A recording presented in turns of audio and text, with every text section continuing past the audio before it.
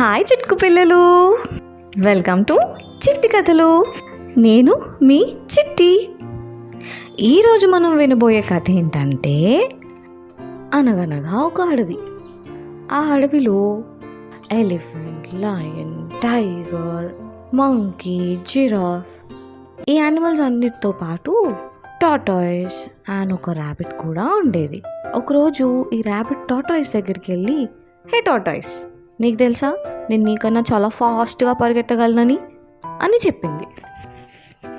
అప్పుడు ఆ టార్టాయిస్, అవును నాకు తెలుసు అని చెప్పింది. సరదాగా ఒక కాంపిటీషన్ పెట్టుకుందామా అడిగిందా ర్యాబిట్. కాంపిటీషనా ఏంటి అడిగిందా టార్టాయిస్ అమాయకంగా. ఏం లేదు, ఊరికే రన్నింగ్ రేస్ ఆడుకుందాం అని అడిగిందా ర్యాబిట్, ఎలాగో తనే గెలుస్తుంది అన్న గర్వంతో.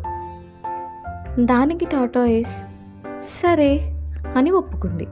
ఆ రన్నింగ్ రేస్ మిగిలిన యానిమల్స్ అన్నీ దగ్గరే ఉండి కండక్ట్ చేశాయి.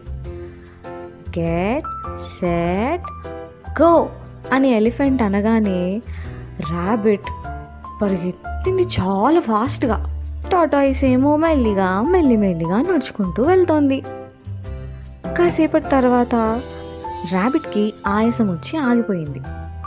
వెనక్కి తిరిగి చూస్తే ఎక్కడా టార్టాయిస్ కనిపించలేదు. అమ్మో, ఈ టార్టాయిస్ వచ్చేసరికి చాలా టైం అవుతుందిలే, అప్పటి వరకు నేను హాయిగా విశ్రాంతి తీసుకోవచ్చు అని ఆ చెట్టు కిందే పడుకుండిపోయింది. కానీ టార్టాయిస్ మాత్రం నడవటం ఆపలేదు. మెల్లిగా నడుస్తూనే ఉంది.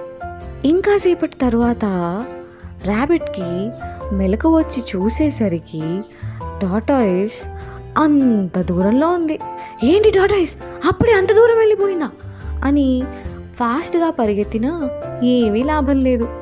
ఎందుకంటే అప్పటికే టార్టాయిస్ విన్ అయిపోయింది. దీన్ని బట్టి మనకు అర్థమైంది ఏంటి? నేనే గొప్ప అన్న గర్వం ఫస్ట్ నీలో ఉండకూడదు. ఎదుటి వాళ్ళని అస్సలు తక్కువ అంచనా వేయకూడదు. వాళ్ళు మనకంటే ఎంత చిన్నవాళ్ళైనా కూడా ఏదైనా పని మొదలుపెట్టినప్పుడు అది ముందు ఫినిష్ చేసేసేయాలి. అంతేగాని ర్యాబిట్ లాగా లేజీగా అలా పడుకోకూడదు. అర్థమైందా? ఇది ఈరోజు చిట్టి కథల్లో చిట్టి కథ. మరో మంచి కథతో మళ్ళీ కలుస్తాను.